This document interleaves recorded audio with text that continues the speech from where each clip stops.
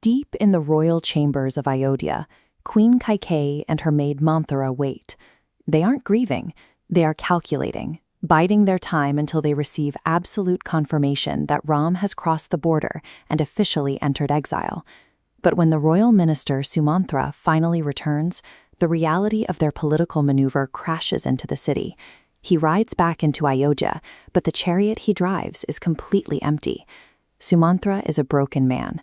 He drove the young royals to the edge of the wilderness, and now he confesses he couldn't even bear to look at his own wheels tracing a path back to the capital without them. For King Dasharatha, the empty chariot is the final blow. His mind begins to fracture. He wanders the vast, silent corridors of the palace, searching for a son who is already miles away. The physical absence of one man instantly hollows out a golden empire. The machinery of state halts, and the capital descends into a void of grief and encroaching madness.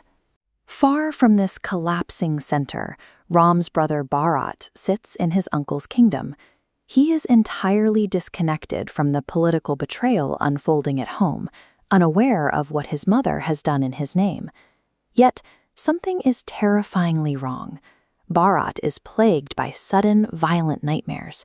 He sees his childhood palace reduced to ash and rubble, and he hears deafening, agonizing screams echoing from every direction. The natural order has broken down. The shockwave of this separation is so immense that it ignores geography, rippling outward to haunt even the innocent.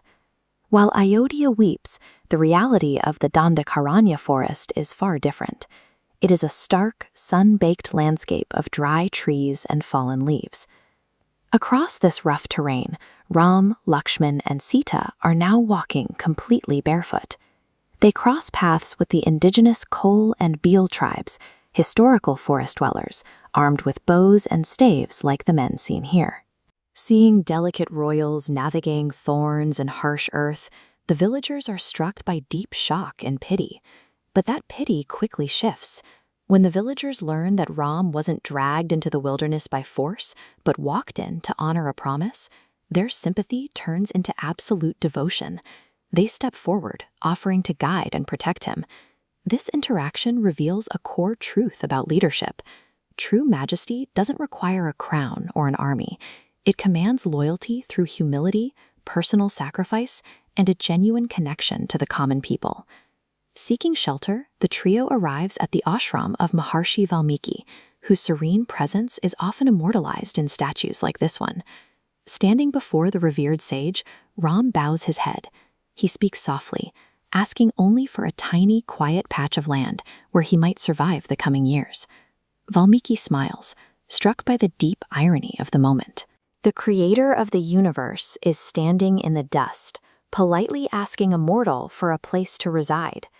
The sage gives a profound answer. He tells Ram that he doesn't need to look for a physical sanctuary because his eternal home is already built within the hearts of those who love him. Ram stands in the dust, a vulnerable prince in need of shelter, while simultaneously containing the very presence the sage has spent a lifetime seeking. The exiled man and the divine avatar occupy the same space.